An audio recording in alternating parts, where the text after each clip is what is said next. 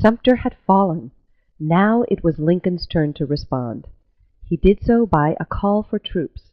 Lincoln stated, "Now I, Abraham Lincoln, President of the United States, in virtue of the power in me vested by the Constitution and the laws, have thought fit to call forth, and hereby do call forth, the militia of several States of the Union, aggregate number of 70,000. The nations responded by a series of meetings in every part of the North. Thousands came forth with enthusiasm.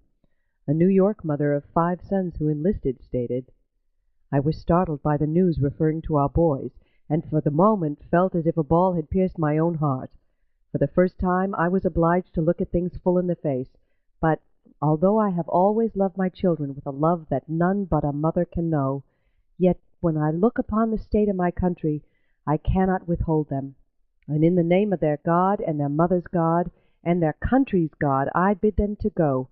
If I had 10 sons instead of 5, I would give them all sooner than to have our country rent in fragments." A Baltimore mother wrote to her son, a Boston clergyman, "My dear son, your remarks last Sabbath were telegraphed to Baltimore and published in an extra. Has God sent you to preach the sword or to preach Christ?" His reply, "Dear Mother, God has sent me not only to preach the sword, but to use it. When this government tumbles, look amongst the ruins of your star-spangled sun." While the call for militia succeeded in raising an army, it was the final blow in the attempt to keep Virginia and other wavering states in the Union. The border states and the states of the Upper South all responded with words similar to those of Kentucky. Kentucky will furnish no troops for the wicked purpose of subduing her sister Southern states.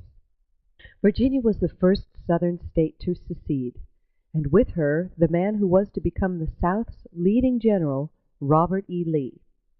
Lee was a reluctant secessionist.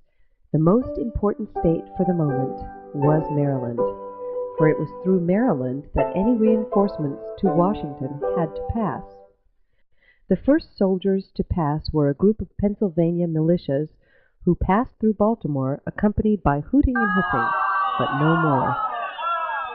This was not the case when on April 19th the 6th Massachusetts Regiment arrived in Baltimore. Trains did not pass directly through Baltimore, but rather cars had to be pulled by horses from the President Street Station to the B&O Camden Street Station.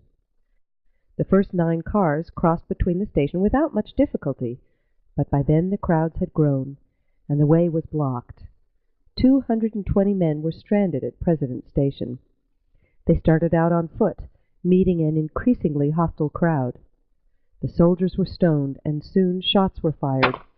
All told, before the soldiers could extricate themselves from the city, 4 soldiers were killed and 36 wounded, and 12 citizens of Baltimore were killed. The first blood had been spilled. Finally, on April 25th, the 8th Mass Infantry and the 7th New York Regiment landed at Annapolis, Maryland. The New York Regiment managed to repair a branch line of the B&O that had been sabotaged, and soon they arrived in the capital, whose citizens sighed a collective sigh of relief.